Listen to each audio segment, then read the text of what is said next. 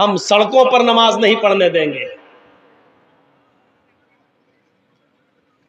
تم رام نومی کا جلوس خوب سڑکوں پہ نکالو. تمہارے کانوڑیے خوب نکلیں گے. تم سڑکوں پر خوب ہولی کھیلو گے. لیکن ہماری 15 اور 20 منٹ کی نماز آپ سڑکوں پر نہیں ہونے دیں. نماز سے اتنی نفرت کیوں ہے؟ 15-20 منٹ میں آپ کا کیا بگڑ جائے گا؟ پہلی بات تو ہم اس کے قائل نہیں ہیں. نماز سڑکوں پر ہو یہ ہم اس کو نہیں مانتے. ہونا نہیں چاہیے. ٹھیک ہے مسجد میں ایک جماعت ہو گئی, لوگ رہ گئے, بعد میں دوسری جماعت کر لیں, ٹھیک ہے. مسئلہ اس کا نہیں ہے. مسئلہ یہ ہے کہ صرف ایک دھرم پر روک کیوں. مسئلہ اس بات کا ہے, ہمارے سکھوں کو دیکھ لو, دلی کے اندر ہر سنڈے کے دن کتنا بڑا لنگر لگاتے ہیں. رکشے والا بھی کھاتا ہے, کوئی بھی آئے, اور پورا چاندنی چوک کو جام کر اس کو روک لگا دی جاتی ہے اور راستے بدل دیے جاتے ہیں, اور وہ سڑک پر سب کو بھنڈارا کھلاتے ہیں. اور آپ لوگ بھی ہر منگل کو جو بھنڈارا سڑک پہ کھلاتے ہو, کتنا ٹریفک جام ہوتا ہے. میں کہنا یہ چاہتا ہوں کہ صرف ایک مذہب کے ساتھ یہ سلوک کیوں؟ اگر نماز سے نفرت ہے تو نماز تو تمہارے مذہب کے اندر بھی موجود ہے. کیوں نفرت ہے نماز سے؟ کیا کرشن جی نماز نہیں پڑھا کرتے تھے؟ اور نہیں پڑھتے تھے تو پھر شریمد بھاگوت گیتا کے 10ویں ادھیائے کا 6 ادھیائے کا یہ 10واں منتر کیا کہتا ہے؟ 6 ادھیائے کا 10واں منتر, یوگی اجیت ستتماتمانم رہسستھا ایکاکی اچتاتما نراشیر پرگرہ. پوری نماز ہے یہ. جب تم نماز پڑھنے کے لیے کھڑے ہو جاؤ تو پورے شریر کا یوگ کرو. یوگی اجیت ستتماتمانم, صرف کھڑے نہ رہو, عبادت اس طریقے سے کرو کہ پورے شریر کی ایکسرسائز ہو جائے, پورے شریر کی کا یوگ. یہ ہے اللہ اکبر. کھڑے ہیں آپ, اللہ اکبر, رکوع میں گئے, کمر اتنی سیدھی کر لیجئے بالکل کہ پانی کا بھرا ہوا پیالہ یا برتن آپ کی پیٹھ پر رکھا جائے تو گرے نہیں. تو آج ہماری نمازوں کا تو اللہ ہی رحم کرے, رکوع بھی صحیح سے ہو نہیں پاتا کہ اڑ کے فوراً سجدے میں گھس جاتے ہیں. جبکہ رکوع ایسا ہو کہ پیٹھ بالکل ایسی ہو جائے کہ اگر پانی کا بھرا ہوا برتن رکھا جائے تو گرے نہیں.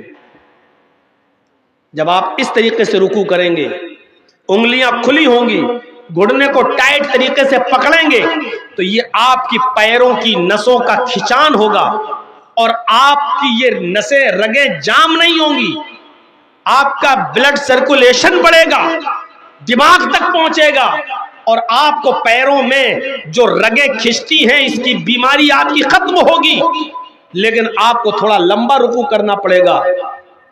3 بار نہیں, سبحان رب العظیم, سبحان رب العظیم, سبحان رب العظیم نہیں, آپ کو بہت اطمینان سے پڑھنا پڑے گا, ایسے رکوع کر کے سبحانک اللہم ربنا وبحمدک اللہم اغفر لی, سبحانک اللہم ربنا وبحمدک اللہم اغفر لی, سبحانک اللہم ربنا وبحمدک اللہم اغفر لی. کم سے کم یہ 3 بار پڑھیں گے, اتنی دیر میں آپ کے رگوں کی کا کھچاؤ ٹھیک ہوگا اور بلڈ سرکولیشن اچھا ہوگا. اس کے بعد آپ کہیے سمع اللہ لمن حمدہ, سبحان رب العظیم, سبحان رب العظیم, سبحان رب العظیم, سمع اللہ لمن حمدہ, اللہ اکبر. یہ کوے کی چونچے مارو گے تو فائدہ نہیں ملے گا کچھ. یہ بلڈ سرکولیشن, یہ ایکسرسائز ہے.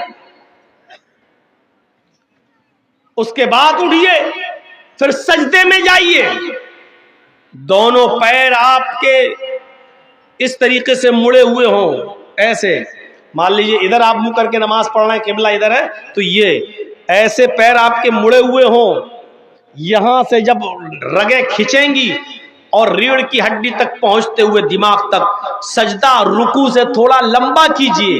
اگر آپ نے 3 مرتبہ پڑھا ہے سبحانک اللہم ربنا و بحمدک اللہم اغفر لی رکوع میں، تو 5 مرتبہ کم سے کم پڑھیے سجدے میں، سبحانک اللہم ربنا و بحمدک اللہم اغفر لی، سبحانک اللہم ربنا و بحمدک اللہم اغفر لی۔ رکوع کی بنسبت سجدہ تھوڑا لمبا، کیوں؟ کیونکہ سجدے میں انسان اپنے رب کے سب سے زیادہ قریب ہوتا ہے، اور جب آپ سجدہ کریں گے تو بلڈ کا سرکولیشن آپ کے دماغ تک پہنچ جائے گا۔ امریکہ کا ڈاکٹر مورس لکھتا ہے اپنی کتاب کے اندر، جو آدمی 5 وقت کی نماز پڑھتا ہو اور سجدہ لمبا کرتا ہو، ایسے آدمی کو برین ہیمبریج کی بیماری نہیں ہوتی ہے، کیونکہ بلڈ اس کے دماغ تک پہنچ جاتا ہے۔ نماز کے ایسے آپ کھڑے ہیں تو بلڈ آپ کے دماغ تک پہنچ تو رہا ہے، لیکن اس کی وہ پوزیشن نہیں ہے، وہ اسپیڈ نہیں ہے۔ جب آپ سجدے میں جاتے ہیں تو بلڈ پوری اسپیڈ کے ساتھ آپ کے دماغ کی ایک ایک رگ اور ایک ایک نس کو تر و تازہ کر دیتا ہے، وہاں تک پہنچ جاتا ہے بلڈ کا سرکولیشن۔ ایسے آدمی کو کبھی برین ہیمبریج کی بیماری نہیں ہوتی، دماغ کی نس نہیں پھٹتی۔ لیکن سجدہ تھوڑا لمبا ہونا چاہیے، وہ سجدہ نہیں جو ابھی رکوع کی طرح بتایا، سبحان رب العلیٰ سبحان رب العلیٰ سبحان رب العلیٰ، اللہ اکبر اللہ اکبر۔ یہ کوئی نمازیں تھوڑی ہیں۔ نماز تو یہ تھی کہ صحابہ کرام فرماتے ہیں کہ میں اللہ کے رسول کے پیچھے نماز پڑھتا تھا، اور اللہ کے رسول صلی اللہ علیہ وسلم جب رکوع سے سر اٹھاتے تھے، سمع اللہ لمن حمدہ کہتے تھے، تو سجدے میں اتنی دیر میں جاتے تھے کہ مجھے یہ لگتا تھا کہ اللہ کے رسول سجدہ کرنا بھول تو نہیں گئے۔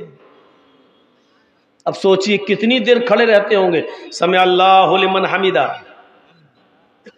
اب کھڑے ہیں، ربنا ولک الحمد حمدا کثیرا طیبا مبارکا فی، اور بھی جو دعائیں آپ پڑھنا چاہتے تھے پڑھتے تھے، اور اس کے بعد میں سجدے میں جایا کرتے تھے۔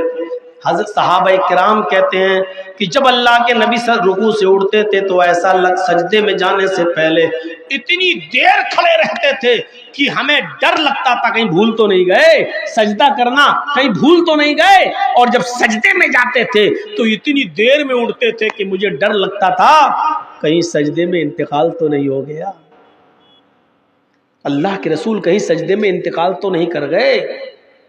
یہاں تھوڑا سا لمبا سجدہ ہو جائے تو مقتدی کھانستے ہیں، کہیں امام سو تو نہیں گیا۔ یا تھوڑا سا لمبا سجدہ ہو جائے تو بڈھے کھانستے لگتے ہیں پیچھے، مطلب یہ دکھانے کے لیے سوچتے کہیں امام صاحب سجدے میں سو تو نہیں گئے، ہم پڑے رہے سجدے میں۔ ہماری نمازوں کا حال، اور پھر کہتے ہیں اللہ میری سن نہیں رہا، کہاں سے سنے گا اللہ؟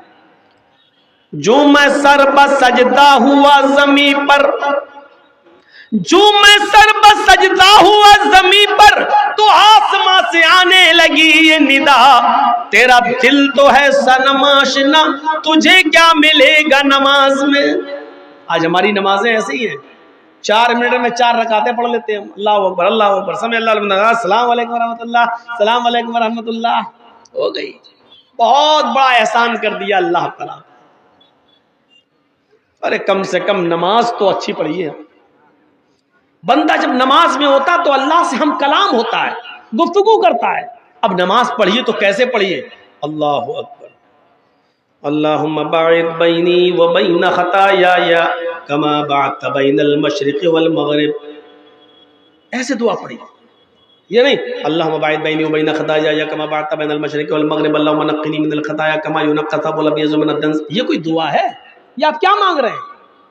یہ تو آپ کتاب کی طرح رٹ رہے ہیں، جو آپ نے یاد کر لیا وہی آپ دعا مانگی۔ تو سے اللہم باعد بینی و بین خطایایا کما باعدت بین المشرق والمغرب، اے اللہ تم میرے گناہوں کو اتنا دور کر دے، بینی و بین خطایایا، اللہ تو میرے گناہوں کے درمیان اتنی دوری پیدا فرما دے، کما باعدت بین المشرق والمغرب، جتنی دوری تو نے مغرب اور مشرق کے درمیان رکھی ہے، جتنی دوری تو نے پورب اور پشچم کے درمیان رکھی ہے، اتنی دوری تو ہمارے گناہوں کے درمیان کر دے۔ آپ ایسے دعا مانگیے۔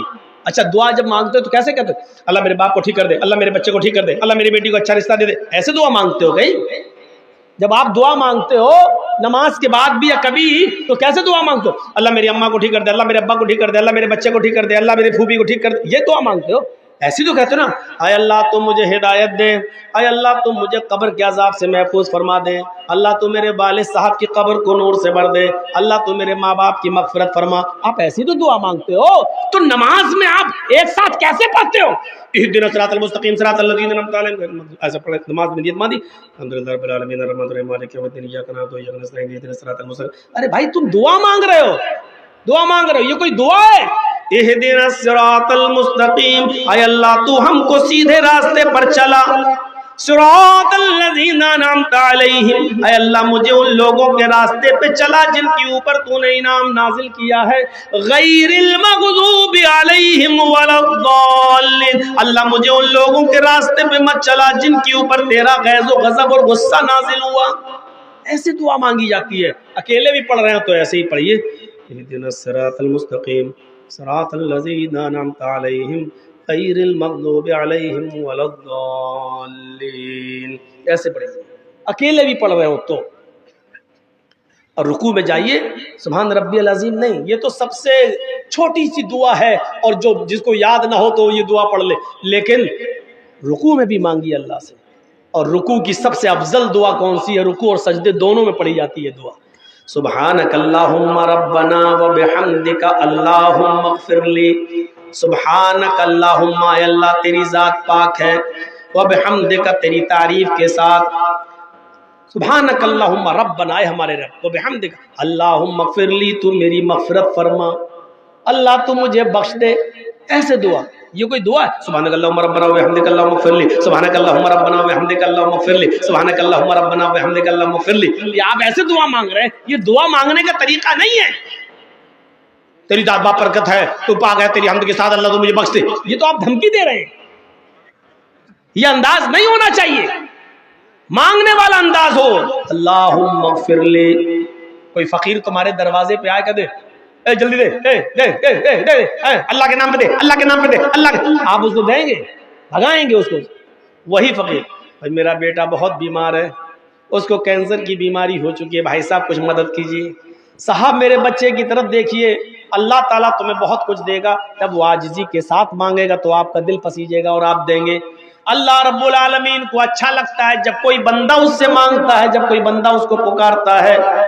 جرجی صاحب مسجد میں جا رہے ہیں، نماز پڑھ لیے، دعا مانگ رہے ہیں، اللہ کو معلوم ہے کہ جرجیز کیا مانگے گا، اللہ کو تو جانتا ہی ہے، وہ تو عالم الغیب ہے ہی، اس کو تو معلوم ہی ہے کہ میں کیا مانگنے جا رہا ہوں، لیکن اس کے باوجود وہ کہتا مانگو۔ کیوں؟ جب میرا بندہ مجھ سے مانگتا ہے تو مجھے اچھا لگتا ہے، گویا کہ وہ اپنے آپ کو میرا غلام اور مجھے اپنا مالک مان رہا ہے، یقیناً وہ اپنے آپ کو فقیر اور مجھے اپنا مالک، مجھے اپنا داتا مان رہا ہے۔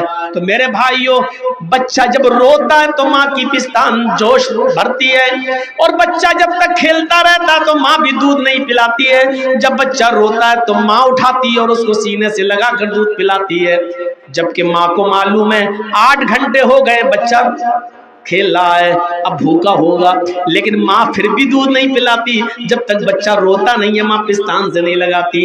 اللہ کہتا ہے مجھے تو معلوم ہی ہے کہ تو کیا مانگے گا، لیکن اے میرے بندے تو مانگتا ہے تو مجھے اچھا لگتا ہے، تو مجھ سے مانگ، مجھ سے مانگ۔ میرے بھائیوں غور کرو، اللہ کو تو معلوم ہی ہے کیا مانگنے جا رہے ہو تم، لیکن پھر بھی کہتا مانگو۔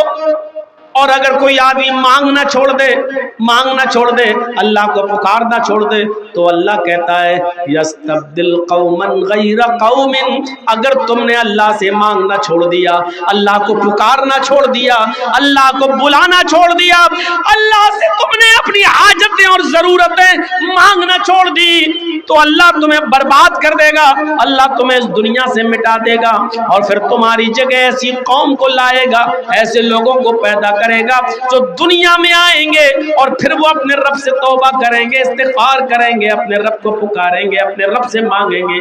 اللہ کو اچھا لگتا ہے کہ مانگا جائے۔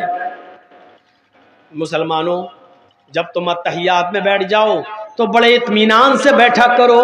اتحیات میں جب بیٹھو تو بڑے اطمینان سے بیٹھا کرو اور التحیات میں ایک ایک جملہ بڑے آرام سے پڑھا کرو. التحیات للہ والصلوات والطیبات، ایسے نہیں، التحیات للہ والصلوات والطیبات، السلام علیکم ایھا النبی ورحمۃ اللہ وبرکاتہ، السلام علینا وعلی عباد اللہ الصالحین، اللہم صلی علی محمد، اللہم بارک علی محمد. ایسے نہیں، یہی تو دعا ہے، یہی تو اب تم دعا مانگو گے. التحیات للہ والصلوات والطیبات پوری پڑھ لیجیے. اللہم صلی علی محمد، اللہم بارک علی محمد، اطمینان سے پڑھیے. اب دعا مانگ رہے ہو تم اپنے تعلق سے اللہ سے. اللہم انی ظلمت نفسی ظلما کثیرا ولا یغفر الذنوب الا انت فاغفر لی مغفرۃ من عندک وارحمنی انک انت الغفور الرحیم. بڑے اطمینان سے مانگو. اللہم انی ظلمت نفسی، پھر کہو اللہم انی ظلمت نفسی ظلما کثیرا ولا یغفر الذنوب الا انت ولا یغفر الذنوب الا انت ولا یغفر الذنوب الا انت. رو رو کر مانگو. اللہ رب العالمین سے کو تم پکار رہے ہو، یہ دعا ہی تو ہے. اے اللہ میں نے اپنے نفس کے اوپر بہت ظلم کیا ہے. ہمارے یہاں دعا کا انداز لگتا ہی نہیں ہے. اللہم انی ظلمت نفسی ظلما کثیرا ولا یغفر الذنوب الا انت. یہ ایسا لگ ہی نہیں رہا کہ آپ اللہ سے مانگ رہے ہو یار، اللہ سے مانگ رہے ہو. اللہم انی ظلمت نفسی ظلما کثیرا، اب لگ رہا اللہ سے مانگ رہے ہو. اے اللہ میں نے اپنی جان پر، اپنے نفس پر بہت زیادہ ظلم کیا ہے. ولا یغفر الذنوب الا انت، میرے ان گناہوں کو تیرے علاوہ کوئی معاف نہیں کر سکتا، تیرے علاوہ کوئی بخش نہیں سکتا. فاغفر لی، کھینچ کر پڑھیے، فاغفر لی وارحمنی انک انت الغفور الرحیم. ایسے دعا مانگیے، اے اللہ مجھے بخش دے، اے اللہ میرے اوپر رحم فرما. ولا یغفر الذنوب الا انت فاغفر لی مغفرۃ من عندک، اے اللہ مجھے اپنے پاس سے بخش دے، اپنے رحم و کرم سے بخش دے. اے اللہ میری عبادتیں اس لائق نہیں جو مجھے بخشوا سکیں، میری نمازیں اور میرے روزے اس لائق نہیں جو مجھے بخشوا سکیں. انک انت الغفور الرحیم، تو بہت زیادہ بخشنے والا اور بہت زیادہ رحم کرنے والا ہے. تو نہیں بخشے گا تو کون بخشے گا؟ تو نہیں بخشے گا تو ہم کہاں جائیں گے مغفرت اور رحمت کا سوال کرنے کے لیے؟ یہ دعا مانگی اور اس طریقے سے دعا مانگی. اور ہو سکے تو اس کے ساتھ یہ دعا بھی پڑھ لیا کریے نماز میں. اللہم انی اعوذ بک من عذاب القبر واعوذ بک من فتنة المسیح الدجال واعوذ بک من فتنة المحیا والممات. اللہم انی اعوذ بک من المأثم والمغرم.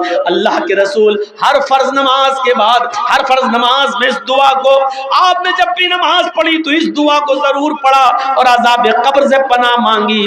اللہم انی اعوذ بک من عذاب القبر، اے اللہ میں تجھ سے پناہ چاہتا ہوں قبر کے عذاب سے. اے اللہ میں تیری پناہ چاہتا ہوں قبر کے عذاب سے، کیونکہ ہر انسان کا مسکن وہی ہے. ہم اور آپ دھیرے دھیرے جہاں گزر رہے ہیں قبر کے قریب ہوتے جا رہے ہیں. اب کوئی 10 سال اپنی قبر کے قریب ہے، کوئی 5 سال، کوئی 1 سال، کوئی 2 سال. اگلی سال جرجیت صاحب کی زندگی رہی تو محبت پور میں پروگرام ہوگا، لیکن آپ لوگوں میں سے بہت سے لوگ اس دنیا میں نہیں ہوں گے، وہ اپنی قبر میں جا چکے ہوں گے. اور اگر جرجیت صاحب کو اللہ نے 5 سال کی زندگی دے دی اور 5 سال کے بعد محبت پور میں پروگرام ہوا تو 5 سال کے بعد نہ جانے کتنے لوگ اس دنیا میں ہوں گے اور کتنی لوگ اپنے قبر میں پہنچ چکے ہوں گے. وہ قبر کا دردناک منظر جس سے اللہ کے نبی ہر نماز میں پناہ مانگا کرتے تھے، ہر نماز میں پناہ مانگا کرتے تھے. آپ لوگ سب لوگ اس دعا کو یاد کر لو. صرف اللہم انی ظلمت نفسی، یہ تو آپ نے گناہ کی معافی مانگ لی، لیکن آپ اپنے لیے قبر کے عذاب سے بھی پناہ مانگیے اور دعا کرتے رہیے ہر نماز میں سلام پھیرنے سے پہلے. اللہم انی اعوذ بک من عذاب القبر واعوذ بک من فتنة المسیح الدجال واعوذ بک من فتنة المحیا والممات. اللہم انی اعوذ بک من المعصم والمغرم. یہ دعا پڑھ کر اپنے گناہوں کی معافی ہمیں اور آپ کو سب کو مانگنا چاہیے اور عذاب قبر سے پناہ مانگنا چاہیے، کیونکہ عذاب قبر برحق ہے. سوچئے، تھوڑی دیر کے لیے کھیت میں نظر لے جائیے، اندھیرا ہی اندھیرا، اب تھوڑی دیر کے لیے قبرستان کے بارے میں سوچئے. آپ نہیں ہیں لیکن آپ کے ماں باپ دفن ہیں, آپ کے دادا پردادا دفن ہیں, اور یہ بھی ہم اور آپ جانتے ہیں کہ ہمیں اور آپ کو بھی اسی جگہ پر جانا. وہی 2 گز زمین کے ہم مالک ہیں, بس جس گھر میں ہم اور آپ رہتے ہیں اس کے مالک نہیں ہیں. ہمارے مرنے کے بعد یہ ہماری اولاد لے لے گی, پھر لڑے گی, جھگڑے گی, لیکن وہ 2 گز زمین ہم سے کوئی نہیں لے سکتا, وہی اسی کے ہم مالک ہیں. مرنے کے بعد بھی آپ اسی جگہ پہ جائیں گے. سوچئے جس کے آپ مالک ہیں اس سے ہم بے خبر ہیں, جس کے ہم مالک ہیں اس سے ہم دور ہیں. تصور کریں آپ, جب قبرستان جایا کریں یا آپ کا گزر قبرستان پر ہوا کرے تو ان قبروں کی طرف ایک بار ضرور دیکھ لیا کرو اور اپنی موت کو یاد کر لیا کرو, اور موقع لگے تو اس قبرستان میں پیر رکھ کر اندر داخل ہو جایا کرو, اور کم سے کم یہ دعا کر لیا کرو, السلام علیکم اہل الدیار من المؤمنین والمسلمین وَإِنَّا إِن شَاءَ اللَّهُ بِكُمْ لَلَاحِقُونَ نَسْأَلُ اللَّهَ لَنَا وَلَكُمُ الْعَافِيَةَ. یہ قبرستان میں جا کر اتنی دعا بھی کر لیا کرو. تمہارا اتنا دعا کرنے سے قبرستان کے مردوں پر, قبرستان کے مدفون لوگوں پر اللہ کی سلامتی اور رحمتیں نازل ہوتی ہیں, کیونکہ اس وقت قبر کے اندر جو لوگ ہیں وہ تمہاری اور ہماری دعاؤں کے بڑے محتاج ہیں, بڑے محتاج ہیں. جب کوئی بیٹا اپنے باپ کے لیے دعا کرتا ہے تو باپ کا ایک درجہ بلند کر دیا جاتا ہے, اور وہ فرشتوں سے کہتا ہے آج میرا درجہ بلند کیوں کیا جا رہا ہے, آج میرے درجے میں اضافہ کیوں کیا جا رہا ہے. فرشتے کہتے ہیں آج تیری اولاد نے تیرے لیے دعا کی ہے, آج تیری اولاد نے تیرے لیے دعا کا تحفہ بھیجا ہے, اور اللہ تعالیٰ نے مجھے حکم دیا کہ میں تیرے درجے کو بلند کریں. کتنے لوگ ایسے ہیں جن کو اپنے ماں باپ کے لیے دعا کرنا بھی نصیب نہیں ہوتا, وہی اپنی زبان میں دعا کر رہے ہو اللہ میرے باپ کو بخش دے, اللہ میرے باپ کی قبر کو نور سے بھر دے. ارے صاف صاف قبر پر جاؤ اور دعا مانگو اپنے باپ کی قبر پر کھڑے ہو کر, اللہم اغفر لہو وارحمہ وعافہ واعف عنہ واکرم نزلہ ووسع مدخلہ واغسلہ بالماء والثلج والبرد ونقہ من الخطایا کما نقیت الثوب الابیض من الدنس. یہ دعا مانگو اپنے باپ کی قبر پر. اللہ کے رسول نے جو دعا سکھلائی وہ دعا مانگو, اللہ کے رسول نے یہ دعائیں بتائی ہیں, یہ دعا مانگا کرو. اے اللہ میرے باپ کی مغفرت فرما دے, ورحمہ اللہ میرے باپ پر رحم فرما, وعافہ واعف عنہ اے اللہ تو ان سے درگزر فرما, واکرم نزلہ اور ان کی بہترین مہمان نوازی کر, ووسع مدخلہ اور ان کی قبر کو کشادہ فرما دے, واغسلہ بالماء والثلج والبرد اے اللہ میرے باپ کے گناہوں کو دھل دے پانی سے, والثلج والبرد برف سے اور اولوں سے, وَنَقِّهِ مِنَ الْخَطَايَا اور میرے ماں باپ کے گناہوں کو اے اللہ صاف کر دے, وَنَقِّهِ مِنَ الْخَطَايَا ان کے گناہوں کو مٹا دے, كَمَا نَقَّيْتَ الثَّوْبَ الْأَبْيَضَ مِنَ الدَّنَسِ جیسے کپڑے کا میل و کچیل صاف ہو جاتا ہے صابن لگانے سے یا دھوبی کی بھٹی میں ڈالنے سے, جیسے کپڑے کا میل و کچیل صاف ہو جاتا ہے ایسے ہی میرے ماں باپ کے گناہوں کو مٹا دے. یہ دعا مانگا کرو اپنے ماں باپ کی قبر پر جاتا ہے. تو اس طریقے سے دعا مانگی جاتی ہے. تو نماز سے نفرت کرتے ہو, نماز آپ کی کتابوں میں سجدہ ساسٹانگ کون سی ایسی چیز ہے کہ جس کی بنیاد پر آپ ہم سے نفرت کرنا چاہتے ہیں؟ یہ اسلام ساری کائنات کے لوگوں کا دین نہیں. اللہ کا شکر ادا کرو کہ یہ دین ہمیں ملا ہے, اور مسلمانوں صاف طور پہ کہہ دوں برا مت مانیے گا, آج مولانا جرجیس جیسے لوگوں کو آپ کے پاس آنا پڑتا ہے سمجھانے کے لیے. 20-25 سالیں ہو گئی, آج تک ہم آپ مولانا لوگ آپ کو سمجھا رہے ہیں, جبکہ آپ خود دوسروں کے لیے پیدا ہوئے تھے. ہم آپ کو سمجھائیں گے, مسلمانوں آپ تو خود غیر مسلموں کے لیے پیدا کیے گئے ہو. کنتم خیر امۃ اخرجت للناس تأمرون بالمعروف وتنہون عن المنکر. اللہ کے نبی صلی اللہ علیہ وسلم نے فرمایا مومنو تم ایک بہترین جماعت ہو. کنتم خیر امۃ اخرجت للناس، مسلمانوں تم ایک بہترین جماعت ہو اس لیے کہ تمہیں دوسرے لوگوں کے لیے پیدا کیا گیا ہے، تمہیں دوسروں کے لیے بنایا گیا ہے، تمہیں دوسروں کے لیے بھیجا گیا ہے. ہم دوسروں کے لیے آئے، ہم ہندو بھائیوں کے لیے، یہودیوں کے لیے، عیسائیوں کے لیے، مجوسیوں کے لیے آئے ہیں. امت مسلمہ کا ایک ایک فرد دوسروں کے لیے پیدا ہوا ہے.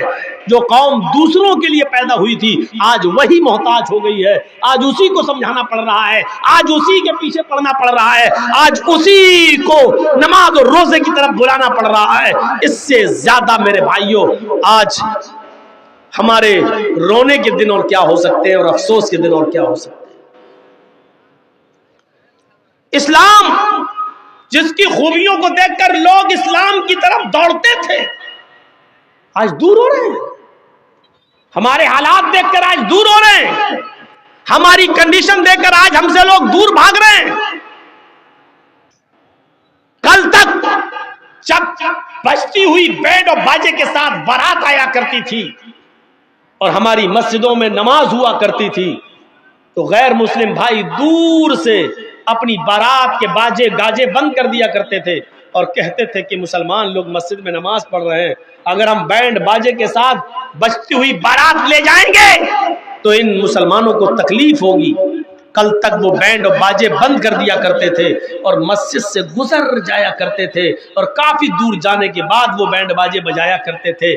لیکن آج تمہاری مسجدوں کا حال یہ ہو چکا ہے کہ تمہاری نمازیں ہو رہی ہوتی ہیں اور مسجد کے باہر ہو ہلڑ ہوتا ہے، کوئی فرق نہیں. کیوں؟ کیونکہ آذان کے وقت تمہارے موبائل بند نہیں ہوتے ہیں، آذان کے وقت تمہاری اور ہماری بیویاں اور بیٹیاں اپنے گھروں میں ٹی وی چلاتی ہوئی آج ڈرامے اور ناٹک دیکھ رہی ہیں.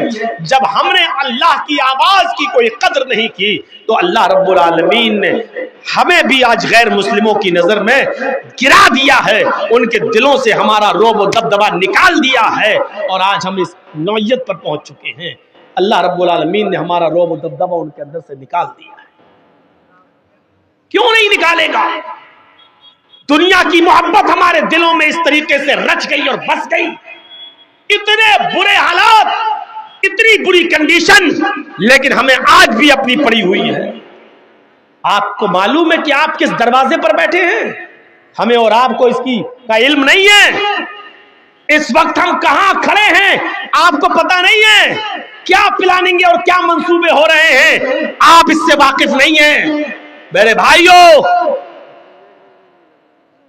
بہت کچھ ہے دل کے اندر کہ اگل دوں اور بول دوں، لیکن آپ لوگ جب چینل والوں کو بند نہیں کرا سکے اس لیے میں بولنا مناسب نہیں سمجھتا. کیونکہ ان لوگوں نے جتنا مس یوز کیا ہے مولویوں کی تقریروں کا، دیکھ لیجئے مولانا عبد الغفار صاحب کے بارے میں اب انڈیا ٹی وی چلانا شروع کر دیا جو کل تک میرے بارے میں چلاتا تھا، صرف انہی لوگوں کی بدماشی کی وجہ سے. لیکن ہر جلسے میں بار بار منع کیا گیا لیکن پھر بھی آپ نہیں روک رہے ہیں. اس لیے مولوی بھی اب اپنے دل کی بات کہہ نہیں پاتا ہے، کیونکہ وہ بھی کسی ماں کا بیٹا ہے، وہ بھی کسی باپ کی اولاد ہے، نہیں چاہتا ہے کہ اس کے اوپر کوئی الٹے سیدھے کیس درج ہو. آپ کہاں کھڑے ہیں آپ کو معلوم ہے؟ کیا کیا منصوبے ہو رہے ہیں، آپ تو بیٹھے ہوئے ہیں. جب دنیا کی محبت ہمارے دلوں میں رچ گئی اور بس گئی، کیا کہا تھا اللہ کے رسول صلی اللہ علیہ وسلم نے؟ اور غور کرو، ہمارے زوال کی اور پستی کا سبب 1400 سال پہلے اللہ کے رسول نے بتایا تھا کہ یہ دو چیزیں تمہیں ہلاک کر دیں گی اور دنیا کی دوسری قومیں تمہارے اوپر پل پڑیں گی. آج دیکھ لیجئے ہمارے بھائی ہمارے اوپر پل پڑے، کیوں پل پڑے ہیں؟ کیوں آج ہم ذلیل اور رسوا ہو رہے ہیں؟ اللہ کے رسول نے کہا تھا یوشک الامم ان تداعی علیکم کما تداعی الاکلۃ علی قصتها.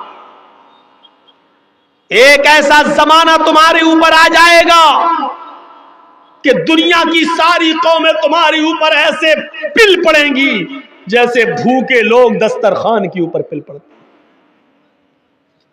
جیسے بھوکے لوگ دسترخوان پر ٹوٹ پڑتے ہیں، ایسی دنیا کی ساری قومیں تمہارے اوپر ٹوٹ پڑیں گی۔ آج ہر جگہ مسلمانوں کے حالات کیسے ہیں؟ صرف ہندوستان کے اندر ہی نہیں، پاکستان میں دیکھ لو، ایران میں دیکھ لو، عراق میں دیکھ لو، سیریا میں دیکھ لو، دمشق میں دیکھ لو، لیبیا میں دیکھ لو، لبنان میں دیکھ لو، اردن جزائر میں دیکھ لو، اور سب سے زیادہ فلسطین میں دیکھ لو۔ کیسے تمہاری بہنوں نے اور ہماری بیٹیوں نے عید کے دن نیا کپڑا، عید کے دوسرے دن پھر دوسرا کپڑا، تیسرے دن تیسرا کپڑا، چوتھے دن چوتھا کپڑا کیسے پہننا گوارا کر لیا اپنے جسم کی اوپر، اور کیسے تم نے اپنی بہن اور اپنی بیٹیوں اور اپنی بیویوں کو عید کے دن کا کپڑا الگ، عید کے دوسرے دن کا الگ اور تیسرے دن کا الگ کیسے پہنانا گوارا کر لیا۔ کیا تمہیں مصر کی اس لڑکی کی چیخیں نہیں سنائی دے رہی ہیں؟ کیا تمہیں فلسطین کی اس بیٹی کی چیخیں نہیں سنائی دے رہی ہیں جس کی عمر ماتر 17-18 سال، جس کا گھر بلڈوز کر دیا گیا ہے، بموں سے اڑا دیا گیا ہے، جو جنگل میں کسی صحرا میں خیمے میں سو رہی ہے اور اپنے جسم کے اوپر نقاب اوڑے ہوئے ہے، عبایا پہنے، نقاب پہنے ہوئے، اور کسی میڈیا والے نے اس سے پوچھا کہ ایسی حالت میں بھی تم جب سونے کے لیے جا رہی ہو تو نقاب اوڑھ کر، تو اس اللہ کی بندی نے چیخ کر کہا، ہاں ہم بموں کے سایوں میں، پتہ نہیں کب کوئی بم میرے اوپر گر جائے، میں چاہتی ہوں کہ جب کوئی بم میرے اوپر گرے اور میری روح نکلے اس وقت میں بے پردہ نہ رہوں، اس وقت میرے جسم پر پورا کا پورا پردہ ہو، قیامت کے دن اللہ پوچھے تو میں یہ کہہ سکوں کہ اللہ میں نے گھروں کو برباد ہوتے ہوئے دیکھا لیکن مرتے وقت میں نے اپنا پردہ اور اپنی حیا برباد نہیں کی۔ کیا تمہیں فلسطین کی ان لڑکیوں کی چیخیں نہیں سنائی دے رہی ہیں؟ کیا فلسطین کی ان بہنوں کی چیخیں تمہاری ماں اور بہنوں بیٹیوں کے کانوں میں نہیں جا رہی ہیں؟ کیسے تم نے عید پہ نئے کپڑے پہننا گوارا کر لیے، کیسے تم نے اپنی ماں بہن بیٹیوں کو ہر دن کا نیا سوٹ پہنانا گوارا کر لیا۔ اور جا کر دیکھو لکھنؤ کی حالت، اور جا کر دیکھو ہمارے شہروں کی حالت، عید کے دن کا کپڑا الگ، عید کی باسی کا الگ، عید کے تیسرے دن کا الگ، نانی کے یہاں جائیں گے تو الگ کپڑا پہن کے جائیں گے، خالہ کے یہاں جائیں گے تو الگ سوٹ پہن کر جائیں گے۔ میرے بھائیوں، ہماری ماں بہن بیٹیوں کو کون بتائے گا فلسطین کی بہنوں کا درد؟ دیکھیے سعودی عرب میں رمضان میں ایک آدمی عمرے کے لیے جاتا ہے اور سوال کرتا ہے امام حرم سے کہ امام صاحب ہمارے فلسطین کے حالات ایسے ہیں، اس رمضان کے مہینے میں بھی گولیاں چل رہی ہیں، برس رہی ہیں، اور ہمارے پاس کھانا پانی کچھ نہیں ہے، لیکن اس کے باوجود ہم روزہ رکھتے ہیں۔ امام حرم نے کہا اللہ تمہارے روزوں کو قبول فرمائے۔ اس نے کہا مسئلہ یہ پوچھنا ہے کہ ہمارے پاس کھانے کو کچھ نہیں ہوتا ہے۔ اللہ کے رسول نے فرمایا تسحروا فإن فی السحور برکہ، سحری کیا کرو، سحری کرنے میں برکت ہے۔ ہمارے پاس تو پانی بھی نہیں کہ میں پی سکوں، اگر نیت سے سحری کر لو تو ہمارا روزہ ہو جائے گا یا نہیں؟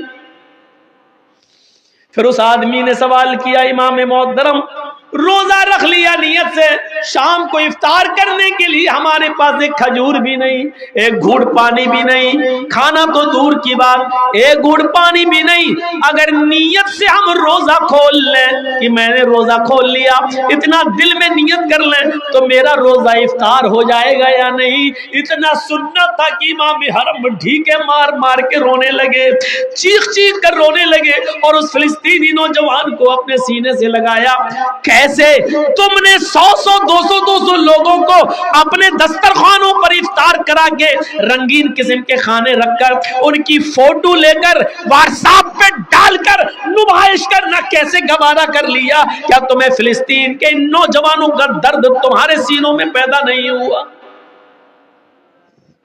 کیسے یہ گوارا کر لیا تم نے؟ ایسے لوگ بھی. اور روزہ تو انہی غریبوں اور مسکینوں کا درد پیدا کرنے کے لیے آیا تھا کہ بھوکے رہو گے تو غریبوں کا درد سمجھو گے، بھوکے رہو گے تو مسکینوں کا درد سمجھو گے. ہم بھوکے رہتے ہیں لیکن غریبوں کا درد ہم نہیں سمجھ پائے، مسکینوں کا درد ہم نہیں سمجھ پائے. کیسے غریب اور مسکین بھیک مانگتا ہے مسجد کے دروازے پر؟ رمضان کے مہینے میں بھی ہم نے زکوٰۃ کیوں نہیں دی؟ ہم نے ایسا ان کو اس لائق کیوں نہیں بنایا کہ رمضان کے مہینے میں وہ دروازے بھیک نہ مانگے؟ ہم خود ان کے دروازوں تک پہنچائیں، اور اتنا پہنچائیں کہ عید کے دن تک وہ اپنے گھر پہ کھاتے اور پیتے رہیں اور ایک دن بھی باہر نہ نکلے. ہم نے ایسا سماج کیوں نہیں بنایا؟ کون ذمہ دار ہے اس کا؟ میرے بھائیوں، معاف نہیں کیے جاؤ گے. یہ آنسو بیکار نہیں جائیں گے فلسطین کے لوگوں کے، ایک ایک قطرے کا حساب ہوگا. اتنی بزدل قوم ہے، وہ لڑ رہے ہیں اور ان حالات میں بھی روزہ رکھ رہے ہیں. ان حالات میں بھی انہوں نے روزہ رکھا. تم عید کے کپڑے ڈھونڈتے ہو، ان کے پاس اپنے بچوں کو دفن کرنے کے لیے کفن پہنانا بھی نصیب نہیں ہو رہا. تمہاری بیٹیوں اور بہنوں اور بیویوں کو نئے کپڑے چاہیے. وہ دردناک چہرہ نہیں آ رہا سامنے کہ ایک باپ کے پاس اپنے بیٹے کو کفنانے کے لیے کپڑا نہیں تھا، اس نے اپنی لنگی اتاری اور گھٹنے تک، یہاں تک کا چڈھا آتا ہے نیکر، وہ یہاں تک پہنے ہوئے تھا. اس نے اپنی لنگی اٹھائی اور کھولی اور اسی لنگی میں اس نے اپنے بیٹے کو لپیٹا اور ایک گڑھے کے اندر دفن کر دیا، آنکھوں میں آنسو بہاتے ہوئے. کیا رمضان کا مہینہ اسی لیے آیا تھا کہ ہم غریبوں کی ہمدردی اپنے دل میں پیدا نہ کر سکیں؟ میں جانتا ہوں کہ فلسطین کے لوگوں کے بارے میں بولنا بھی ہمارے حکمرانوں کی نظر میں جرم ہوگا، لیکن رہے جرم، اتنا دب کر ہم تھوڑی رہیں گے، اتنا کمپرومائز تھوڑی کیا جائے گا. تمہارے بنگال میں 2 آدمی مرتے ہیں تو اتر پردیش کے چیف منسٹر کے پیٹ میں درد ہوتا ہے. اتر پردیش کے چیف منسٹر کے پیٹ میں درد ہوتا ہے. اور ہزاروں لوگوں کی جو لنچنگ کر دی گئی، پیڑ پہ باندھ کر مارا گیا، خنجر بھونکے گئے، ڈنڈے برسائے گئے، ہاتھ پیر باندھ کر ان کو لنچ کر کے مار دیا گیا، اس کے بارے میں ایک آواز نہیں. اور یہ دھرم کا ٹھیکیدار؟ میرے بھائیوں، ان کو دھرم کے ٹھیکیدار کہو گے؟ ان کو دھرم کے پجاری کہو گے؟ یہ لاشوں کے سوداگر، انہوں نے دھرم کا لبادہ اوڑا ہوا ہے، دھرم کا چولا پہنا ہوا ہے. میرے بھائیوں، اندر سے یہ گنڈے ہیں، گنڈے. ورنہ دھرم یہ کب سکھاتا ہے؟ دھرم یہ کب سکھاتا ہے؟ اور دھرم تو یہ سکھاتا ہے، سیکھو. من قتل نفسا فکأنما نفسا بغیر نفس او فساد فکأنما قتل الناس جميعا. دھرم تو یہ سکھاتا ہے کہ جس نے کسی ایک منشیہ کو قتل کر دیا، جس نے کسی ایک انسان کو قتل کر دیا، ایک انسان کوئی بھی ہو، ہندو ہو یا مسلمان، سکھ ہو یا عیسائی، پارسی ہو، مجوسی ہو، بدھسٹ ہو، جینی ہو، کوئی بھی ہو، اگر کسی نے ایک منشیہ کو، ایک انسان کو قتل کر دیا بغیر اس کی غلطی کے اور بغیر کسی خطا کے، ایسے ہی اس نے مار دیا اس بیچارے کو، تو قرآن کہتا ہے فَكَأَنَّمَا قَتَلَ النَّاسَ جَمِيعًا، وہ ایک انسان کا قاتل نہیں ہے، فَكَأَنَّمَا قتل الناس جميعا، وہ ساری دنیا کی انسانیت کا قاتل ہے، وہ ساری دنیا کے انسان کا قاتل ہے۔ ایک انسان کے قتل کو ساری دنیا کے انسانوں کا قتل کہا ہے۔ یہ احترام انسانیت ہے اسلام کے اندر، یہ اسلام سکھلاتا ہے، اسلام ہمیں یہ درس دیتا ہے۔ چاہے وہ ہندو ہو یا مسلمان، سکھ ہو یا عیسائی، کسی کو بغیر غلطی کے نہیں مار سکتے ہو۔ اگر آپ نے کسی ایک کو مار دیا تو ایک کو نہیں بلکہ پوری دنیا کی انسانیت کا مرڈر کیا ہے۔ انسانیت سیکھنا ہو تو آؤ، انسانیت کا ایک واقعہ میں تمہیں بتاؤں کہ ایسی انسانیت دنیا کی کسی مذہب کے اندر نہیں ملے گی۔ نبی اکرم جناب محمد رسول اللہ صلی اللہ علیہ وسلم کے زمانے میں ایک عورت آتی ہے، جنگلوں میں بکریاں چرا رہی تھی، اور وہیں پر کسی بکریاں چرانے والے چرواہے کے ساتھ اس کا معاشقہ ہو جاتا ہے، آنکھیں لڑتی ہیں، اور کسی پہاڑی کے کنارے جا کر جنگل ہی میں اس چرواہے میں بکریاں چرانے والے اور بکریاں چرانے والی اس عورت دونوں میں معاشقہ ہو جاتا ہے، اور پہاڑی کے کنارے جا کر ان دونوں سے زنا ہو جاتا ہے۔ وہ عورت اس کو اچھی طرح نہیں جانتی تھی کون ہے، بس جنگل میں آنکھیں لڑی اور دونوں کے جذبات بھڑکے، اور دونوں نے پہاڑی کے کنارے وادی میں ایک کھائی کے اندر زنا کر لیا۔ لیکن جب وہ عورت بکریاں چرا کر گھر آئی تو رات بھر سو نہ سکی، اس کو نیند نہیں آ رہی ہے، اس کی کروٹیں بدل رہی ہے کہ اللہ یہ میں نے کیا کر ڈالا، اللہ یہ مجھ سے کون سا جرم ہو گیا۔ کچھ دن تک بولی نہیں، سوچتی رہی کہ میں کیا کروں، میں کیا کروں، میں کیا کروں۔ لیکن جب اس کا پیریڈ بند ہو گیا تو وہ سمجھ گئی کہ میرے پیٹ میں زنا کی پیداوار رہ گئی، یعنی پہاڑی کے کنارے جو مجھ سے زنا ہوا تھا اس چرواہے کا بچہ میرے پیٹ میں رہ گیا۔ جب 1 مہینہ 2 مہینہ اس کو پیریڈ نہیں ہوا اور اس کو وامٹنگ شروع ہوئی الٹی، تو وہ سمجھ گئی کہ میں حاملہ ہو گئی، میرے پیٹ میں بچہ ہے۔ لیکن اللہ کا خوف اس عورت کو کھایا جا رہا تھا، اللہ کا ڈر اس عورت کو کھایا جا رہا تھا۔ وہ عورت شکایت لے کر اپنی اللہ کے نبی صلی اللہ علیہ وسلم کے پاس آ گئی اور آ کر کہنے لگی، یا رسول اللہ مجھ سے بہت بڑی غلطی ہو گئی ہے۔ آپ نے پوچھا کیا ہوا؟ اس نے کہا انی قد اصبت الحد یا رسول اللہ، اے اللہ کے رسول میں حد کو پہنچ چکی ہوں۔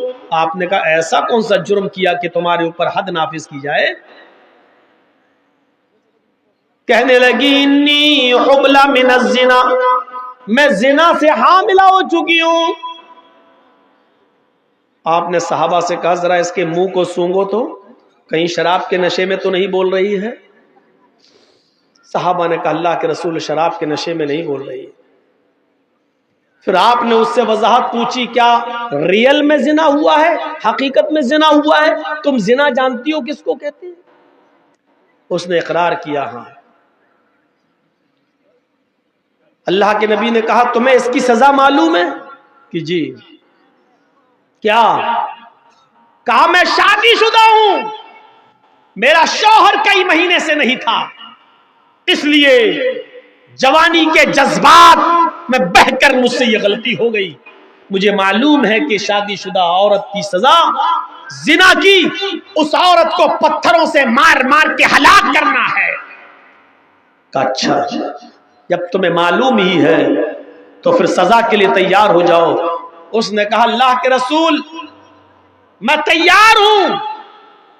فرمایا ٹھیک ہے، اے صحابیو جاؤ اس کو جنگل میں لے جاؤ، سینے کے برابر زمین میں گاڑو، عورت ہے، اور پتھروں سے اس کو سر پر اتنے مارو، پتھروں کو اتنا اس کے سر پر مارو کہ یہ عورت کی جان چلی جائے، نکل جائے، روح قبض سے عنصری سے پرواز کر جائے۔ صحابہ لے کے جانے لگے، اور جب جانے لگے اس کا ہاتھ پکڑا، کھینچا چل۔ جیسی وہ تھوڑی دور گئی صحابہ نے کہا جلدی چل۔ اس نے کہا اے نبی کے ساتھیوں میں جلدی نہیں چل سکتی، میرے پیٹ میں حمل ہے، میرے پیٹ میں بچہ ہے. او یہی زنا کی پیداوار ہے؟ کہنے لگی جی. صحابہ کرام اللہ کے نبی کے پاس دوبارہ اس عورت کو لے کر آئے. کہا اللہ کے نبی اس عورت کی داستان تو سنو، اس نے پوری بات نہیں بتائی. کہا کیا؟ کہا کہ جب میں نے اس سے کہا جلدی چلو تو یہ کہنے لگی کہ میں زیادہ جلدی نہیں چل سکتی، اس لیے کہ میرے پیٹ میں حمل ہے، میرے پیٹ میں بچہ ہے. اللہ کے نبی نے اس سے پوچھا کیا یہ صحیح بات ہے؟ کہنے لگی ہاں اے اللہ کے رسول، میرے پیٹ میں بچہ ہے، زنا کی پیداوار ہے، اسی آدمی نے جس نے زنا کیا ہے اسی کا حمل میرے پیٹ میں رہ گیا ہے. آپ نے کہا تو پھر غلطی تیری ہے، تجھے سزا ملنی چاہیے. تیرے پیٹ میں جو بچہ پل رہا ہے اس کو کیوں مارا جائے؟ اس کی کیا غلطی ہے بیچارے کی؟ انسانیت دیکھ رہے ہیں آپ؟ ایک ناجائز بچہ، لیکن اللہ کے رسول اس کو بھی مارنے کی اجازت نہیں دے رہے. جب تم مر جاؤ گی تو بچہ بھی مر جائے گا. نہیں، ابھی پیٹ میں تیرے بچہ ہے، اس بچے کو تیرے پیٹ میں نہیں مارا جائے گا. جا، جب بچہ پیدا ہو جائے تب آنا. کہنے لگی اللہ کے رسول ابھی تو 7 مہینے لگ جائیں گے. کہا 7 مہینے کے بعد آنا، ابھی تجھے ماروں گا تو بچہ بھی مر جائے گا. چھوڑ دیا اس کو، جیل میں نہیں رکھا کہ بھاگ جائے گی. کیوں؟ جس کو اللہ کا ڈر ہے وہ کہاں جائے گی؟ میری عدالت سے بھاگ جائے گی، کل قیامت کے دن اللہ کی عدالت میں تو سزا پائے گی. میرا کیا بگاڑے گی؟ اس کو بھی کیسی تربیت تھی اللہ کے رسول کی، وہ عورت بھی کہیں نہیں بھاگی، وہی رہی، اپنے گھر پہ کھاتی رہی، پیتی رہی، نماز پڑھتی رہی، توبہ کرتی رہی، گڑگڑاتی رہی. اور 7 مہینے اور رہنے کے بعد جب 9 مہینے پورے ہو گئے اور جب بچہ پیدا ہوا تب وہ بچے کو لے کر جب چلنے پھرنے لگی تو آئی اور کہا اللہ کے رسول یہ بچہ. آپ نے کہا او بچہ پیدا ہو گیا. کہاں؟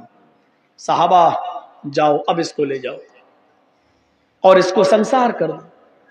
بچہ رونے لگا. اس نے کہا اللہ کے رسول اس بچے کو آخری بار دودھ پلا دیتی ہوں. آپ نے دے دیا. اس عورت نے اس بچے کو اپنی پستان سے لگایا، منہ پھیرا، منہ گھمایا، جیسے ٹرینوں میں اور بسوں میں جو عورتیں اپنے بچوں کو دودھ پلاتی ہیں ایک طرف منہ گھما لیتی ہیں اور اپنے بچوں کو پستان سے لگا لیتی ہیں. اس عورت نے بھی چہرہ گھمایا اور دوسری طرف منہ کر کے اپنے بچے کو پستان سے لگایا.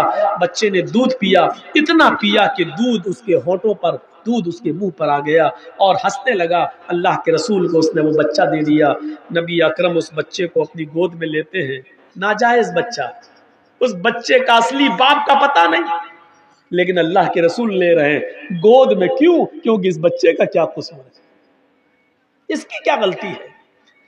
اس بچے کو اپنی گود میں لیا، اس کے ہونٹوں پر ماں کا لگا ہوا دودھ دیکھا. یہ عورت جا رہی ہے سزا بھگتنے کے لیے. اللہ کے رسول آواز دے رہے ہیں بی بی ادھر آؤ. اس نے چہرہ گھمایا، یا رسول اللہ اب کیا ہوا؟ فرمایا اس بچے کی غذا بھی تیری پستان میں موجود ہے. محمد کسی بچے کا حق نہیں مار سکتا، یہ بچہ بھی تیرے دودھ کا محتاج ہے. اس بچے کو پکڑ، دودھ پلا، اور جب تک یہ بچہ روٹی نہ کھانے لگے تب تک تجھے سزا نہیں.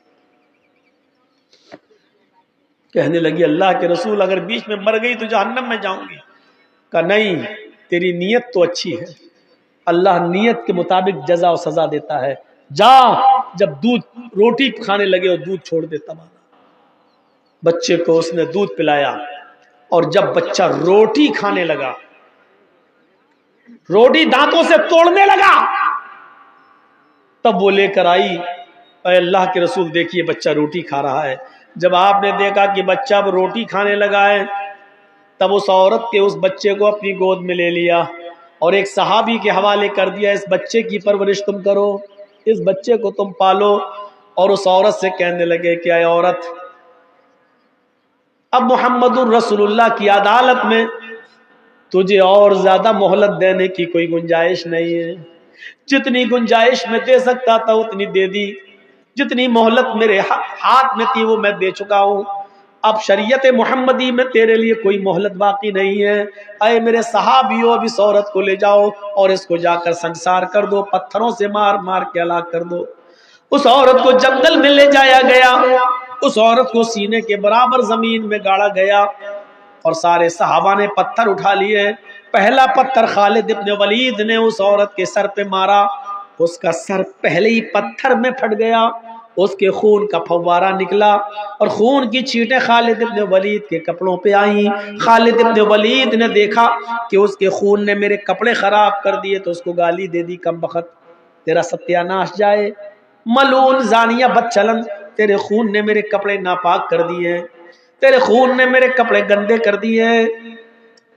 یہ الفاظ صحابہ نے سن لیے اور اللہ کے رسول کو بتائے۔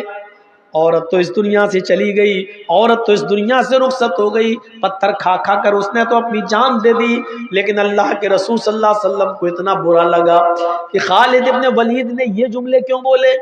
وہ تو بیچاری مجبور تھی، وہ تو ہاتھ اس کے گڑے ہوئے تھے، سینے تک زمین میں گاڑ دی گئی، پتھر خالد نے مارا، اس کا سر پھٹا، اب خون کے چھینٹے نکلے کپڑوں پہ آئے، تو اس عورت کا کیا قصور تھا بیچاری کا؟ وہ تو زمین میں گڑی ہوئی تھی، اس کا کیا قصور تھا؟ خالد ابن ولید سے بات کرنا بند کر دیا۔ خالد ابن ولید نے تیسرے دن کہا فداک ابی و امی یا رسول اللہ، اے اللہ کے رسول آپ مجھ سے بات نہیں کریں گے اور میں مر گیا تو جہنم میں جاؤں گا، میرے ماں باپ آپ پر قربان، آپ ہماری غلطی تو بتائیے، اب ہم سے ناراض کیوں ہیں؟ اللہ کے نبی نے فرمایا خالد تم نے اس عورت کو جو گالی دی اس سے محمد کو بہت تکلیف ہوئی ہے۔ کہا اللہ کے نبی میں نے جب پتھر مارا تو اس کے خون کا چھینٹا نکلا، اس نے میرے کپڑے خراب کر دیے، وہ بدچلن عورت تھی۔ آپ نے کہا خالد وہ بدچلن نہیں تھی، اے خالد وہ عورت زانیہ نہیں تھی، اس کا شوہر کئی مہینوں سے نہیں تھا گھر پہ، اس لیے جنگل میں وہ بکریاں چرانے گئی اور جذبات میں آ کر اس سے ایک بار غلطی ہو گئی۔ ایک بار غلطی کو عادت نہیں کہا جائے گا، ایک بار ہو جانے والے زنا کو پر بدچلی کا الزام نہیں لگایا جائے گا۔ وہ بدچلن نہیں تھی، جذبات کو کنٹرول نہیں کر سکی اور زنا کر بیٹھی۔ لیکن اے خالد اس عورت نے ایسی توبہ کی ہے، ایسی توبہ کی ہے، ایسی توبہ کی ہے، یعنی اپنے آپ کو پتھروں سے مروا کر پتھر کھا کھا کر مر گئی اور جان دے دی، اس نے ایسی سچی توبہ کی ہے۔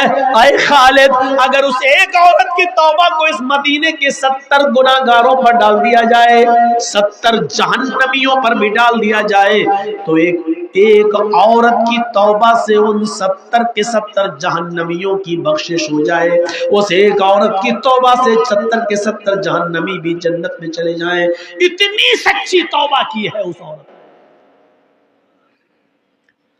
تم اس کو بدچلن کہتے ہو؟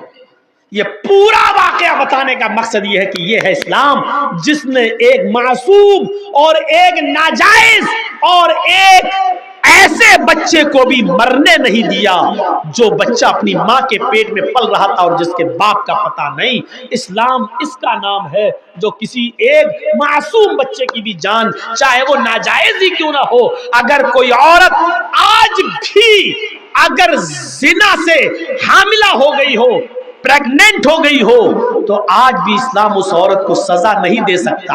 اگر اسلامی حکومت آ جائے تو آج بھی آپ اس کو سزا نہیں دے سکتے جب تک کہ وہ بچہ اپنے ماں کے پیٹ سے پیدا نہ ہو جائے۔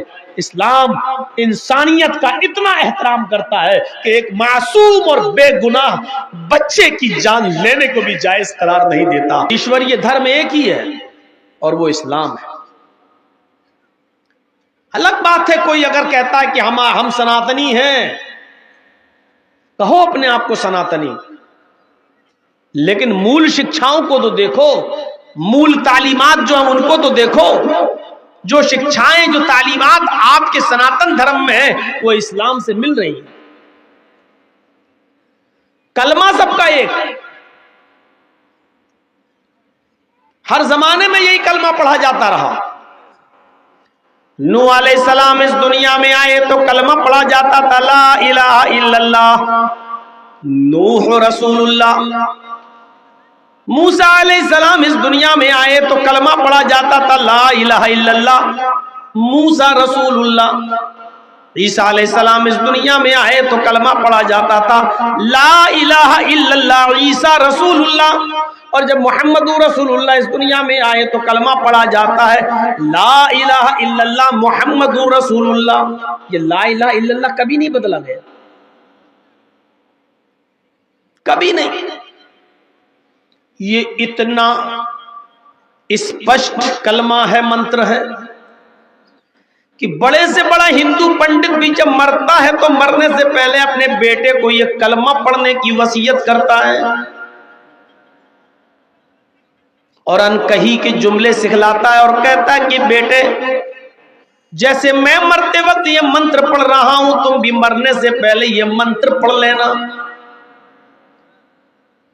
اور انکہی کے یہ جملے آج تک اتھرو وید میں موجود ہیں، وہ یہ جملے سکھلا کر جاتا ہے کہ تم بھی مرنے سے پہلے یہ کلمے یہ جملے یہ منتر پڑھ لینا لا الہ ہرن پاپن الا اللہ پرم پدم۔ میرے بیٹے مرنے سے پہلے لا الہ الا اللہ پڑھ لینا، تیرے سارے پاپ ہرن ہو جائیں گے، تیرے سارے پاپ مٹ جائیں گے۔ یقیناً جو شخص کفر اور شرک کی دلدل میں پھنسا ہوا ہو اور اسلام لانا چاہے تو یہ کلمہ پڑھ کر اسلام لائے گا تو اس کے سارے گناہ مٹ جائیں گے۔ یہی بات تو محمد رسول اللہ نے بھی کہی ہے، ان الاسلام یہدم ما کان قبل، اسلام لے آؤ، اسلام لانے سے پہلے جتنے بھی تم نے گناہ کیے وہ سارے کے سارے گناہ مٹ جائیں گے، وہ سارے کے سارے گناہ تمہارے ختم ہو جائیں گے۔ اسلام لاؤ صدق دل سے اور سچے دل سے، یہی تو وہ کلمہ ہے جو ہندو بھائی بھی سکھلاتے ہیں۔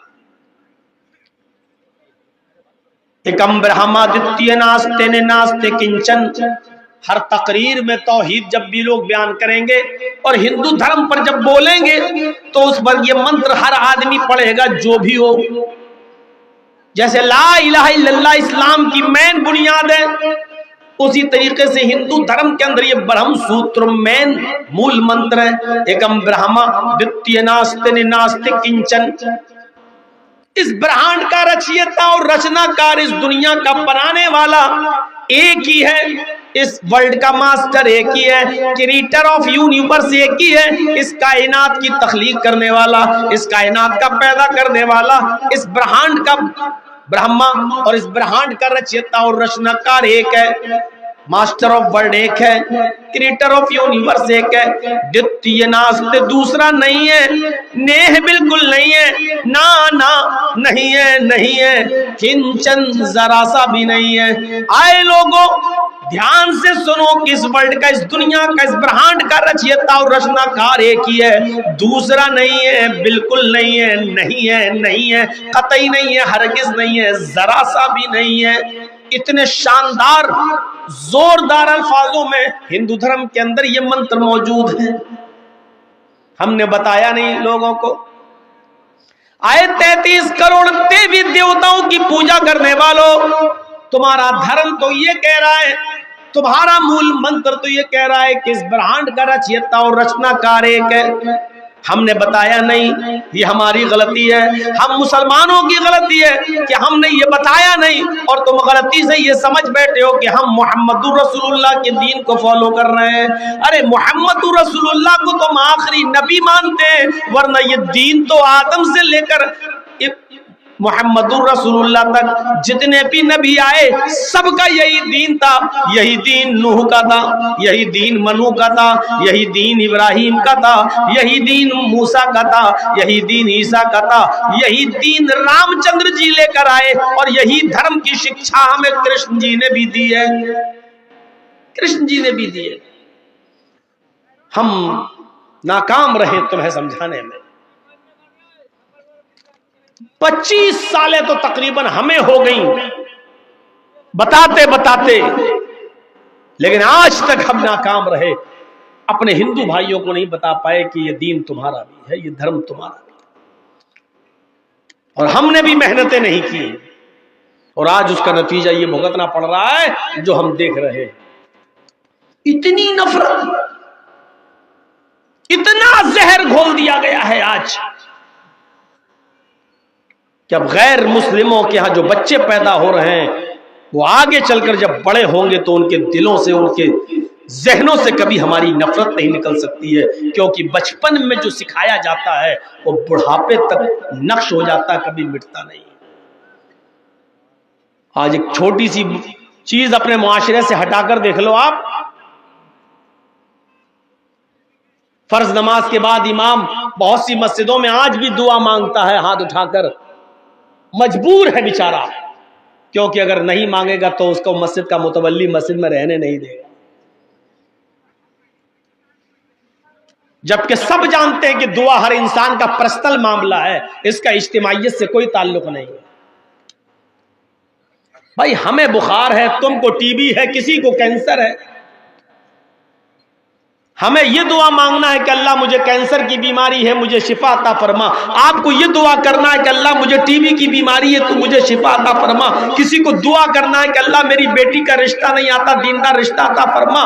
ہر انسان کا اپنا اپنا الگ معاملہ ہے، آپ نے ساری ذمہ داری اس مسجد کے مولوی پر ڈال دی، اس کی اپنی پریشانیاں ہے بیچارہ، وہ اپنی پریشانی کی دعا مانگے گا کہ تمہاری پریشانی کی دعا مانگے گا؟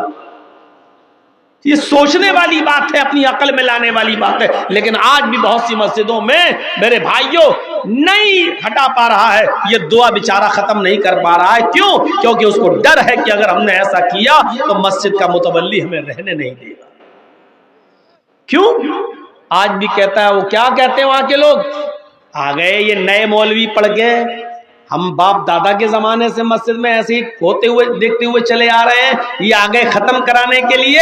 میرے بھائیوں، جو چیز بچپن سے ہوتی چلی آ رہی ہے اس کو اتنی آسانی کے ساتھ آپ ہٹا کر دیکھ لیجئے اپنے معاشرے سے اور اپنے سماج سے۔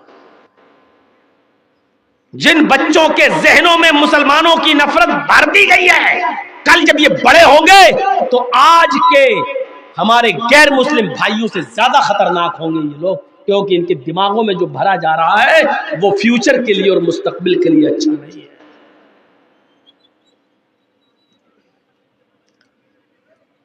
بتانے کی ضرورت ہے کہ یہ اسلام کیا ہے، بتانے کی ضرورت ہے کہ اسلام تمہارا بھی مذہب ہے، یہ اسلام تمہارا بھی دھرم ہے۔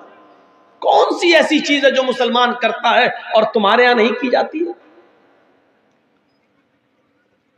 کیا یہ کلمہ ہم پڑھتے ہیں لا الہ الا اللہ، کیا آپ کیا نہیں پڑھا جاتا ہے؟ آپ کے یہاں پر بھی پڑھا جاتا ہے یہ کلمہ۔ کوئی لا الہ ہرنے پاپن الا اللہ پرم پدم کہتا ہے تو کوئی یکم برہما دتی ناستے ناستے کنچن کہتا ہے۔ اس کے بعد دوسرا جز جو اس کلمے کا ہے وہ اشہد ان محمدن عبدہ ورسولہ، یا واشہد ان محمدن رسول اللہ، یا لا الہ الا اللہ محمد رسول اللہ، محمد اللہ کے رسول ہیں۔ تو کیا جس رسول کو ہم اپنا پیغمبر مانتے ہیں کیا وہ تمہاری کتابوں میں اس کا نام نہیں آیا؟ کیا اس کا ذکر موجود نہیں ہے؟ لڑائی کی وجہ کیا ہے یہ ہم سمجھ نہیں پا رہے ہیں۔ محمد نام ہم لیتے ہیں تو یہ تمہاری کتابوں میں، محمد تمہاری کتابوں میں، احمد تمہاری کتابوں میں، نراشنس تمہاری کتابوں میں، کلکی اوتار تمہاری کتابوں میں، پھر نفرت کس بات کی؟ محمد نام کہاں آیا؟ شریمد بھاگوت مہان پران میں آیا، اسکند 12 ادھیائے 2 منتر نمبر 18، بالکل ایسے ہی محمد آیا ہے۔ اگیان ہیتو کرت موہ مداندھکارم ناشم ودھایم ہتدودیتے وویکا۔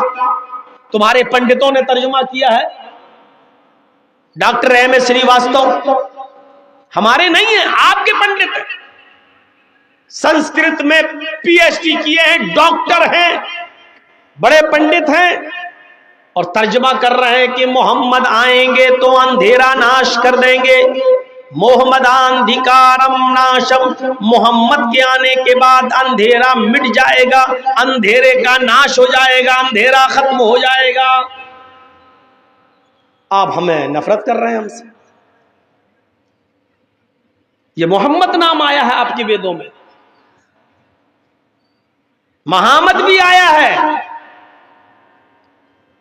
ए तस्मिन नंतरे मलेक्ष आचार और समन्विता महामद इति खयाता, महामद इति खयाता शिष्य शाखा समन्विता, महामद इति खयाता, महामद की विश्व ख्याति होगी, पूरे विश्व में मशहूर होंगे। इति खयात, महामद उनका नाम होगा, पूरे विश्व में विख्यात होंगे, इनको पूरी विश्व पूरी दुनिया जानेगी। ये लीजिए, मोहम्मद आपकी किताबों में आया, मोहम्मद भी बता दिया, मोहम्मद भी बता दिया, अहमद भी तुम्हारी किताबों में आया। वेदाहामिद पुरुष महानिमादित्वर तपस प्रस्ताद, अहमद शख्स दुनिया में आएगा, इंसान होगा। अहमिद पितुष्परी मेधामिर तस्य जगरब, सबसे पहले अपना वतन अपना शहर छोड़ेगा और दूसरे शहर में जाएगा, यानी मक्का से मदीने की तरफ जाने का इशारा है। जब वहां के बाशिंदे उसको रहने पर मजबूर कर देंगे, जब उसको मक्का यानी शहर छोड़ने पर मजबूर कर देंगे, तो सबसे पहले वो अपने शहर को छोड़ने की कुर्बानी देगा। अहमद पितुष्परी मेधामिर तस्य जगरब, अहमद ने सबसे पहले अपना वतन अपना घर छोड़ने की कुर्बानी दी और ईश्वर से कहा, अहम सूर्यवाजनी, है प्रभु, है ईश्वर, है अल्लाह, मुझे सूर्य के समान बना दे, मुझे सूरज की तरह बना दे। जैसे सूरज सारी दुनिया को रोशनी देता है, उसी तरीके से मेरा इल्म, मेरी ज्योति, मेरी रोशनी सारी दुनिया को रोशनी देने लगे, यानी मुझे सारी दुनिया का रसूल और सारी दुनिया का पैगंबर बना दे। ये अहमद नाम आपकी किताबों में आया। नराशंस आपकी किताबों में आया। नर के माना आदमी, इंसान, और आशंस मानी जिसकी बहुत तारीफ की गई हो, जिसकी बहुत प्रशंसा की गई हो, यानी मोहम्मद जिसकी बहुत तारीफ की गई हो। ये नराशंस का शब्द आपकी किताबों में आया। इदम जनाब श्रुतो नराशंस इस तशविशियते, नराशंस आएंगे जिसकी बहुत प्रशंसा की जाएगी, यानी मोहम्मद आएंगे। इस तशविशियते, उनका इतना नाम लिया जाएगा कि पूरे विश्व में उनसे ज्यादा किसी का नाम नहीं लिया जाएगा। पूरे विश्व में मोहम्मदुर रसूलुल्लाह का इतना नाम लिया जाता कि इतना तो मूसा का नहीं, इतना तो ईसा का नहीं, इतना तो नूह का भी नाम नहीं लिया जाता। और पूरे विश्व में पूरी दुनिया में इतना नाम तो न रामचंद्र जी का लिया जाता, न कृष्ण जी का लिया जाता है, जितना नाम मोहम्मदुर रसूलुल्लाह सल्लल्लाहु अलैहि वसल्लम का लिया जाता है। मस्जिद की बुलंदियों पर खड़े होकर देख लीजिए, जब भी नाम लिया जाता है तो अशहदु अल्ला इलाहा इल्लल्लाह के बाद अशहदु अन्ना मुहम्मदर रसूलुल्लाह। अजान में तो नबी का नाम, वुजू के बाद की दुआ में तो नबी का नाम, अजान के बाद की दुआ में तो नबी का नाम, अत्तहियात में तो नबी का नाम, दरूद में तो नबी का नाम। नबी का इतना नाम लिया जाता है कि इतना नाम किसी और का लिया ही नहीं जाता। पूरे विश्व में उनका इतना नाम लिया जाएगा कि उनसे ज्यादा किसी का नाम नहीं लिया जाएगा। आपकी किताबों में कल्कि का शब्द भी मौजूद है। कल्कि, कल्कि का मतलब कालंक को, स्याही को धोने वाला, पाप ताप को मिटाने वाला। कल्कि का अर्थ होता कलंकित को धोने वाला, काल यानी स्याही को धोने वाला, गुनाहों को मिटाने वाला। अल्लाह के नबी सल्लल्लाहु अलैहि वसल्लम को कल्कि भी आपकी किताबों में कहा गया, मोहम्मद को कल्कि कहा गया है। तथस्तु शंभल गिरा में सोत स्वाजीव जाते मंगलाचार्य बहुला पापिता विभज्जता। कल की अवतार जब इस धरती पर आएंगे, कल की अवतार जब इस धरती पर उतरेंगे, उनका नाम कल्कि होगा, अर्थात स्याही का धोने वाला। मोहम्मदुर रसूलुल्लाह का नाम मोहम्मद था। और आपको शफीउल मुज़नबीन भी कहा जाता है, यानी गुनाहगारों की शिफात करने वाला। आपको माही भी कहा जाता है, आपका नाम माही भी बताया गया हदीस में। माही का मतलब गुनाहों को मिटाने वाला। अल्लाह के नबी ने ऐसे ऐसे नेक अमल बताए कि उन नेक अमल को आप करेंगे तो करते जाइए और आपके गुनाह मिटते जाएंगे। आप ये काम करते जाइए और गुनाह मिटते जाएंगे। इसी को कल्कि कहा गया है। کل کی اس دنیا میں آئے گا، یعنی گناہوں کو مٹانے والا اس دنیا میں آئے گا۔ اللہ کے نبی فرماتے ہیں کہ تم وضو بناتے ہو، جب ہاتھ دھلتے ہو تو ہاتھ سے گناہ دھل جاتے ہیں، جب تم کلا کرتے ہو تو زبان سے جو گناہ تم نے کیے وہ دھل جاتے ہیں، جب تم چہرہ دھلتے ہو تو چہرے سے، آنکھ سے جو تم نے گناہ کیے وہ تمہارے مٹ جاتے ہیں، ہاتھ جب دھلتے ہو تو ہاتھ سے گناہ مٹ جاتے ہیں، جب تم پیر دھلتے ہو تو پیروں سے گناہ مٹ جاتے ہیں۔ میرے بھائیوں، آپ نے گناہ مٹانے کے ضابطے اور اصول بتائے کہ یہ کام کرو گے تو تم یہ گناہ مٹیں گے۔ نماز بھی گناہوں کو مٹانے کا ایک ذریعہ ہے، تو کلکی کا نام بھی ویدوں میں آیا ہے، گناہوں کو مٹانے والا محمد رسول اللہ صلی اللہ علیہ وسلم گناہوں کو مٹانے والے تھے۔ کیوں جھگڑا کیا جا رہا ہے آج؟ ضرورت ہے اس طریقے کے پروگرام کرانے کی کہ جس میں یہ بتایا جائے کہ دھرم کبھی کسی کو لڑنا اور جھگڑنا نہیں سکھاتا ہے۔ جس مذہب کو تم ہمیں محمد رسول اللہ کا مذہب سے جوڑ کر اور تانا مارتے ہو، کہتے ہو کہ نیا دین، ہم نئے دین کو نہیں مانتے ہیں، یہ بہت پرانا دین ہے۔ جب بگڑ گیا اور لوگوں نے اس میں بگاڑ پیدا کر دیا تو محمد رسول اللہ صلی اللہ علیہ وسلم کو اس کی اصلی شکل سمجھانے کے لیے اور بتانے کے لیے بھیجا گیا ہے کہ آپ وہی دین لوگوں کو دیجئے جو اوریجنل دین تھا نوح کا، جو اوریجنل دین تھا ابراہیم کا، جو اوریجنل دین دیا تھا موسیٰ نے، اور جو اوریجنل دین دیا تھا عیسیٰ نے۔ کیا موسیٰ علیہ السلام نے یہی دین دیا تھا؟ موسیٰ علیہ السلام نے یہی تو کہا تھا God is only one، اللہ صرف ایک ہے۔ عیسیٰ علیہ السلام نے بھی تو یہی کہا تھا There is no God but God is only one without second، کوئی خدا نہیں ہے، صرف خدا ایک ہے، دوسرے کو شریک نہیں کیا جا سکتا ہے۔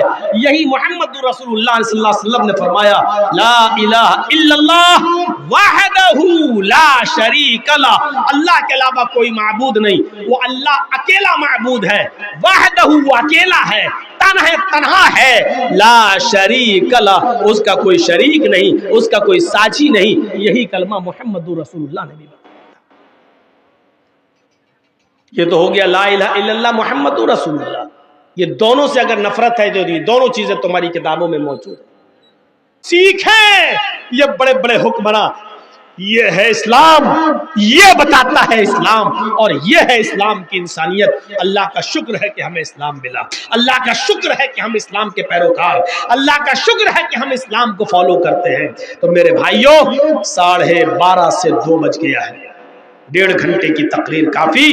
اسلام کا پیغام لے کر یہاں سے اٹھیے اور میسیج دیجئے اور غیروں تک یہ پیغام پہنچائیے کہ اسلام تمہارا بھی دین ہے، یہ اسلام کرشن جی اور رام چندر جی کا بھی دین ہے، یہ اسلام آدم سے لے کر محمد رسول اللہ تک سارے نبیوں کا پیغام اور دین ایک ہی تھا، لہٰذا یہی دین سب کا دین ہے۔ لہٰذا یہ جب تک میسیج ہم نہیں دیں گے تب تک ہم اسی طرح پڑتے رہیں گے اور مار کھاتے رہیں گے، اور اسی طریقے پر سے ہمارے اوپر ظلم ہوتا رہے گا۔